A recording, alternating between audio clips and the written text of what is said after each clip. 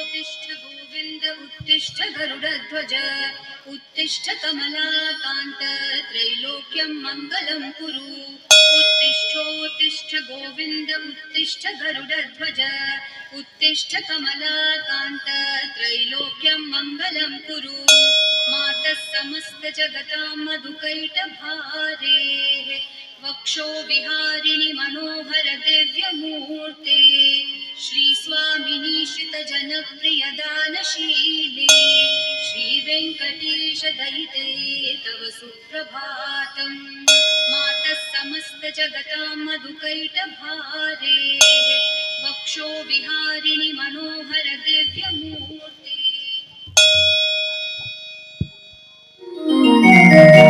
ಹಾಡಿದುಡಿ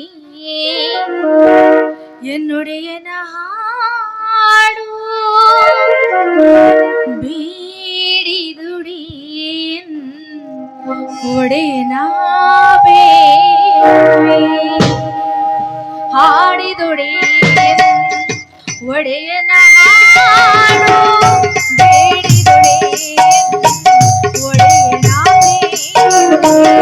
ಹಾಡಿದುಡಿ ಒಡೆಯನ ಹಾಡು ಬೇಡಿದುಡಿ ಒಡೆಯನ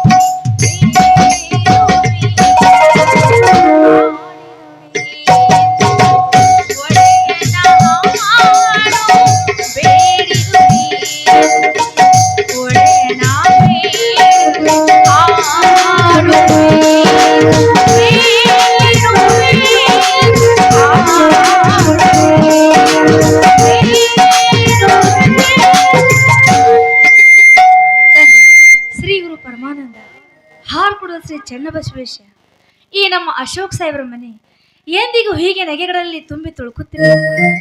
ಈ ಮನೆಯಲ್ಲಿ ನಾನು ಅಡಿಗೆ ಕೆಲಸಗಳಾಗಿದ್ದರೂ ಕೂಡ ಎಲ್ಲರೂ ನನ್ನ ಮನೆ ಮಗಳ ಹಾಗೆ ನೋಡಿಕೊಳ್ಳುವರು. ಅದರಲ್ಲಿ ನಮ್ಮ ಅಶೋಕ್ ಸಾಹೇಬ್ರಂತೂ ಸ್ವಂತ ತಂಗಿ ಹಂಗ ನೋಡ್ಕೋತಾರ್ರಿ. ಅಶೋಕ್ ಸಾಹೇಬ್ರ ಅಂದ್ಕೊಂಡು ನೆನಪಾತು, ಅವ್ರಂತೂ ಮಲ್ಕೊಂಡ್ರ. ಏಳೋ ಹೊತ್ತಾತು, ಲಗ್ನ ಹೋಗಿ ಕಾಪಿ ಮಾಡ್ಕೊಂಡ.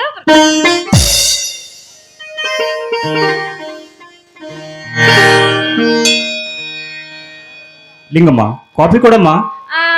ಸಾಹೇಬ್ರ ಪೂಜೆ ಮಾಡೋ ಗದಲ್ದಾಗ ಮರ್ತ ಹೋಗಿತ್ರಿ. ಹಿಂಗ್ ಹೋಗಿ ಹಂಗ್ ತಗೊಂಡ್ ಬರ್ತೀನಿ ಸಾಹೇಬ್ರ. ಛೇ ತಂಗಮ್ಮ, ಕೈ ತೆಗೀತೆ ಇಲ್ಲಿಂದ. ಕೈ ತೊಳೆದುಕೊಂಡು ಕಾಫಿ ಮಾಡಿಕೊಂಡು ಬಾ. ಶುಭ ಸಾಹೇಬ್ರ, ನನ್ ತಲೆ ಒಂದು ಏನ ಇಲ್ರಿ ಅಪ್ಪ.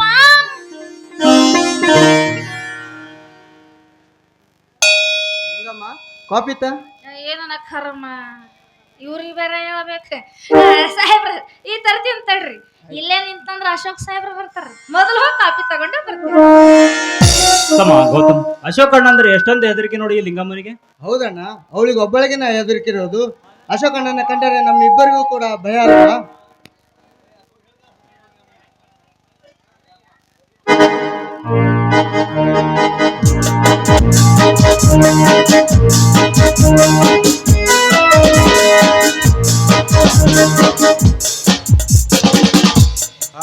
ಸಂಬಂಧಿರ ಕಾಫಿ ಆಯ್ತಾ?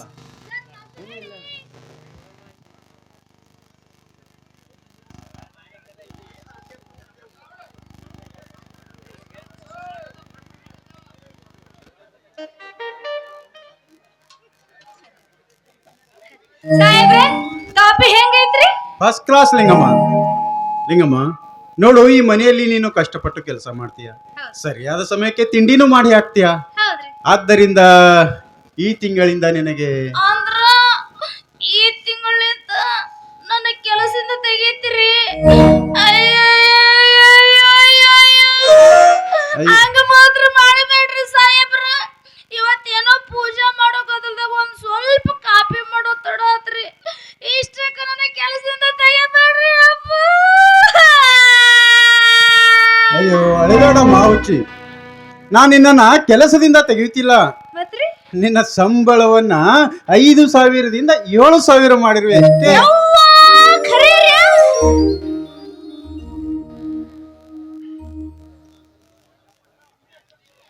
ತೆಗೆದುಕೋಣ. ಸಾಹೇಬ್ರ ಖರೆ ಖರೆ ಹೇಳ್ತೀನ್ರಿ, ನಿಮ್ಮಂತರು ಕೋಟಿಗೊಬ್ಬರು. ಇರ್ಲಿ ಇರ್ಲಿ ಬಿಡಮ್ಮ. ಹಾ ನೋಡು, ಮನೆ ಕೆಲಸ ಎಲ್ಲ ಮುಗಿದಿರ್ಬೋದಲ್ಲ? ಹ್ಞೂನ್ರಿ ಮುಗ್ದೈತ್ರಿ. ಹಾ, ನಿಮ್ಮ ತಂದೆ ನಿನಗಾಗಿ ಕಾಯುತ್ತಿರ್ತಾರೆ. ಬೇಗ ಮನೆಗೆ ಹೋಗಮ್ಮ. ಆಯ್ತ್ರಿ ಸಾಹೇಬ್ರ, ಹಂಗಾರ ನಾನು ಬರ್ತೀನಿ.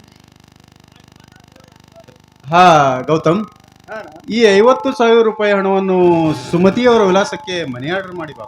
ಆಯ್ತಣ್ಣ, ಹಾಗೆ ಆಗಲಿ. ಅಣ್ಣ, ಸುಮತಿ ಎಂದರೆ ಯಾರು? ಅನಾಥ ಹುಡುಗಿ, ತಂದೆ ತಾಯಿ ಯಾರೂ ಇಲ್ಲ. ಹಾಸ್ಟೆಲಿನಲ್ಲೇ ಉಳಿದು ವಿದ್ಯಾಭ್ಯಾಸ ಮಾಡುತ್ತಿದ್ದಾಳೆ.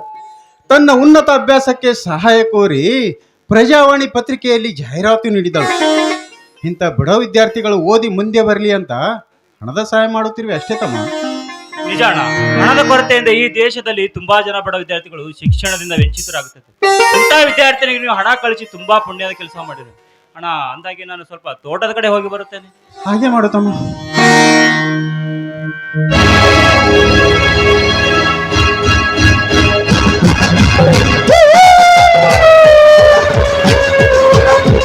ಹಠ ಹಠ ಹಠ ಹಠ ಹಠವಾಗಿ ಗಟ ಗಟ ಗಟ ಗಟ ಗಟ ಸ್ವಲ್ಪ ಹಠ ಹಠ ಹಠ ಹಠ ಹಠವಾಗಿ ಗಟ ಗಟ ಗಟ ಗಟ ಸ್ವಲ್ಪ ಹಾವು ಹಾವು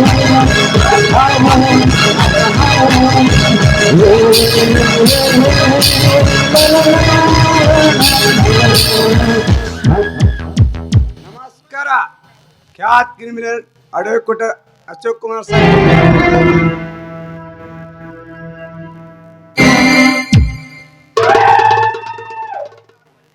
ನಮಸ್ಕಾರ, ಬನ್ನಿ. ಜಾಗೀರ್ದಾರ್ ಶನೇಶ್ವರು ನಮ್ಮ ಮನೆಗೆ ಆಗಮಿಸಿದ್ದು ತುಂಬಾ ಅಪರೂಪ.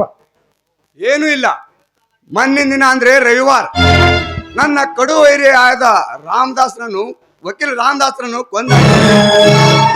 ಮೊದಲು ಅವನಿಗೆ ಎಷ್ಟೋ ಬಾರಿ ನನ್ನ ತಂಟೆಗೆ ಬರಬೇಡ ಎಂದು ತಾಕೀತ್ ಕೂಡ ಮಾಡಿದ್ದೆ.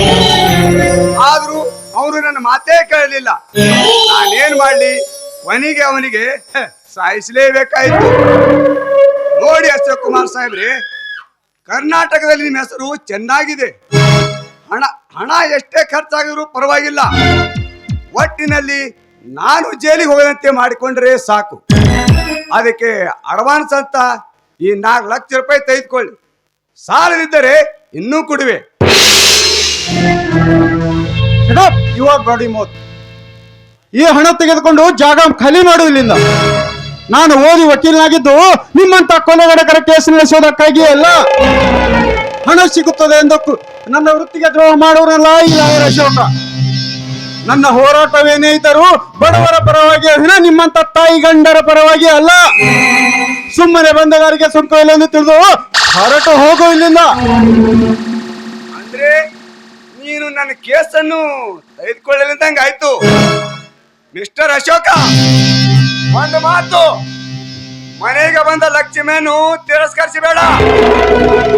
ಮನುಷ್ಯ ಏನೇ ಮಾಡಿದ್ರು ಹಣಕ್ಕಾಗಿಯೇ.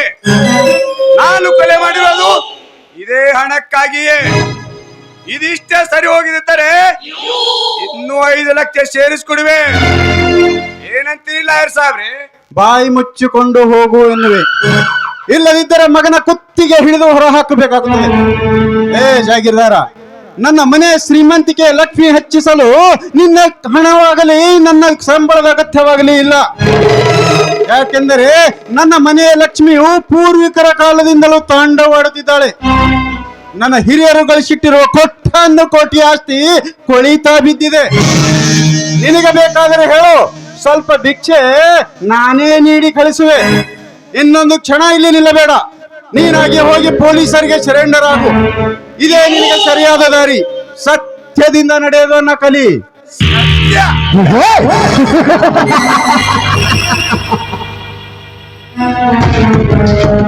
ಸತ್ಯ, ನ್ಯಾಯ, ನೀತಿ ಅಂತ ಸತ್ಯ ಹರಿಶ್ಚಂದ್ರಾಜ ಸುಡುಗಾಡ ಕಾಯ್ದ. ಸತ್ಯವನ್ನೇ ಸಮಾಧಿ ಮಾಡಿ ನ್ಯಾಯ ಗಾಳಿಗೆ ತೂರಿ ನೀತಿಗೆ ಬೆಂಕಿ ಹಚ್ಚಿ ಬುದ್ಧಿವಂತನಾಗಿ ನನ್ನ ಹಣದಿಂದ ಕುಬೇರನಾಗದನ್ನು ಕಲಿ. ನಿನ್ನ ಹಾಗೆ ಕಂಡರು ಹಣಕ್ಕೆ ಆಸೆ ಪಡದೆ ಸತ್ಯದಿಂದ ನಡೆದಿದ್ದು ಅಲ್ಲದೆ ದೇಶ ಪ್ರೇಮ ಪ್ರಜೆಗಳ ಸೇವೆಯನ್ನು ನಿಷ್ಠೆಯಿಂದ ನಡೆದುಕೊಂಡು ಮಾಜಿ ಪ್ರಧಾನಿ ಲಾಲ್ ಬಾಜ್ರಿ ಅವರು ಸತ್ತಾಗ ಅವರ ಶವ ಸಂಸ್ಕಾರಕ್ಕೂ ಹಣವಿರಲಿಲ್ಲ. ಆಗ ಜನಗಳು ಚಂದ ಎತ್ತಿ ಅವರ ಶವ ಸಂಸ್ಕಾರ ನೆರವೇರಿಸಿದರು. ಹಣ ಹೊಂದಿದ್ದರೆ ಏನಾದರೂ ಸಾಧಿಸಬಹುದು. ಹಣ ಇಲ್ಲದವನು ಸತ್ತ ಹಣದಗಿಂತ ಕಡೆ. ಹಣ ಸಿಗುತ್ತದೆ ಎಂದು ಮಾಡಬಾರದ ಕೆಲಸ ಮಾಡಿದರೆ ದೇಶಕ್ಕೆ ಬೇಕಾಗಿರುವುದು ನಿಸ್ವಾರ್ಥ ಸೇವೆ. ನಿಸ್ವಾರ್ಥ ಸೇವೆಯಿಂದಲೇ ಮಹಾತ್ಮರಾಗುತ್ತಾರೆ.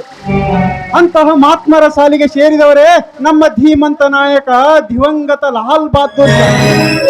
ನಿಜ, ಅವರ ಶವ ಸಂಸ್ಕಾರಕ್ಕೆ ಅವರ ಬ್ಯಾಂಕ್ ಖಾತೆಯಲ್ಲಿ ಹಣವಿರಲಿಲ್ಲ. ಏಕೆ ಗೊತ್ತಾ? ಅವರ ರಕ್ತದ ಕಣಕಣದಲ್ಲಿ ಸತ್ಯ, ನ್ಯಾಯ, ನೀತಿ, ದೇಶ ಪ್ರೇಮ ತುಂಬಿ ತುಳುಕ್ತಾ ಇತ್ತು. ಅದಕ್ಕೆಂದೇ ಇಂದು ಅವರು ಈ ಪ್ರಪಂಚದಿಂದ ದೂರಾದರೂ ಕೂಡ ಪ್ರತಿಯೊಬ್ಬ ದೇಶ ಪ್ರೇಮಿಯ ಎದೆಯಲ್ಲಿ ದಿವ್ಯ ಜ್ಯೋತಿಯಾಗಿ ಬೆಳಗುತ್ತಿದ್ದಾರೆ. ಅಂತ ಮಹಾನ್ ವ್ಯಕ್ತಿಯ ಬಗ್ಗೆ ಮಾತನಾಡುವ ವ್ಯಕ್ತಿತ್ವ ನಿನಗೆಲ್ಲಿದೆ? ಹಣ ಹಣ ಎಂದು ಪಕ್ಕಪಕ್ಷಿಯಂತೆ ಮಾಡಬಾರದ ಕೆಲಸ ಮಾಡಿ ದೇಶವನ್ನೇ ಕೊಳ್ಳೆ ಹೊಡೆದವರೆಲ್ಲ ಇಂದು ಜೈಲು ಸೇರಿದ್ದಾರೆ. ಮಿಸ್ಟರ್ ಜಾಗೀರ್ದಾರ್, ಹಣವು ಒಂದು ಮಾಮೂಲಿ ಹೆಣ್ಣು ಕೂಡ ಗಳಿಸಬಹುದು. ಅವಳು ತನ್ನ ಹೊಟ್ಟೆಪಾಡಿಗಾಗಿ ತನ್ನ ಶೀಲವನ್ನೇ ಕಳೆದುಕೊಂಡು ಬದುಕಿದ್ದರೂ ಸಹ ಸಮಾಜ ಅಂತವಳ ಬಗ್ಗೆ ಕರುಣೆ ಪಡುತ್ತದೆ. ಅದೇ ನಿಮ್ಮಂತ ಕೊಲೆಗಡಕ ಈ ಸಮಾಜಕ್ಕೆ ಮೋಸ ವಂಚನೆ ಮಾಡಿ ಬದುಕಿದರೆ 3 ಹಾದಿ ಮಣ್ಣು ತೂರಿ ಹಿಡಿ ಶಾಪ ಹಾಕುವರು ಈ ಸಮಾಜ. ಪಾಪಿಯ ಹಣ ಪ್ರಾಯಶ್ಚಿತ್ತಕ್ಕಲ್ಲದೆ ಸತ್ಪಾತ್ರಕ್ಕೆ ಸಲ್ಲದಯ್ಯ ಎಂದು ಅಣ್ಣ ಬಸವಣ್ಣನವರು ಮುಂಚೆ ಹೇಳಿದ್ದಾರೆ. ಹಾಗಾಗಬಾರದೆನ್ನುವ ಅಂಜಿಕೆ ನಿನಗಿದ್ದರೆ ಆತ್ಮಸಾಕ್ಷಿಗೆ ಅಂಜಿ ಬಾಳು. ಅಂಜಿಕೆ?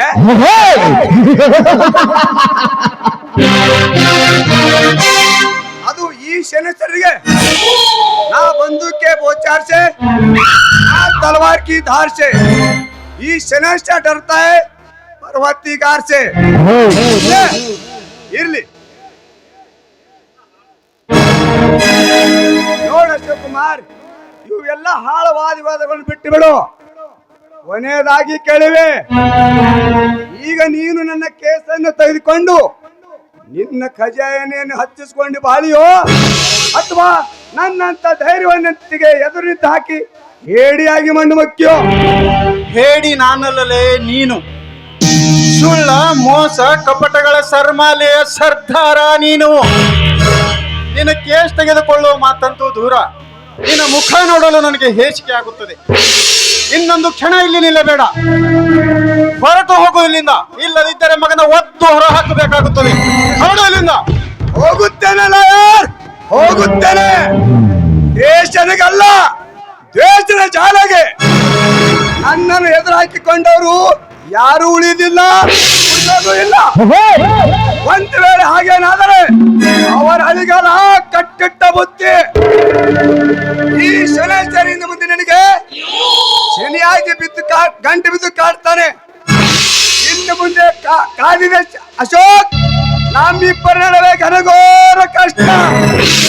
ಮಾಡ್ತೇನೆ.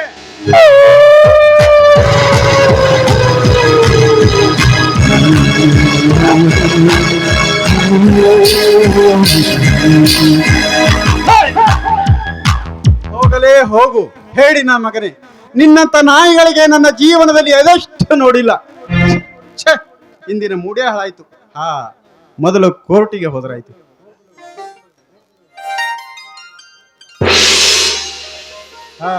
ಬಾರಪ್ಪ ಗೌತಮ್ಮ, ಈಗ ಬಂದೇನಪ್ಪ. ಹೌದಣ್ಣ, ಮನೆ ಆರ್ಡರ್ ಮಾಡಿದಿ ತಾನೆ? ಮಾಡಿದೀನಣ್ಣ. ಸರಿ ತಮ್ಮ, ನನಗೆ ಕೋರ್ಟಿಗೆ ಸಮಯವಾಗಿದೆ. ಆಯ್ತಣ್ಣ, ಹೋಗಿ ಬನ್ನಿ.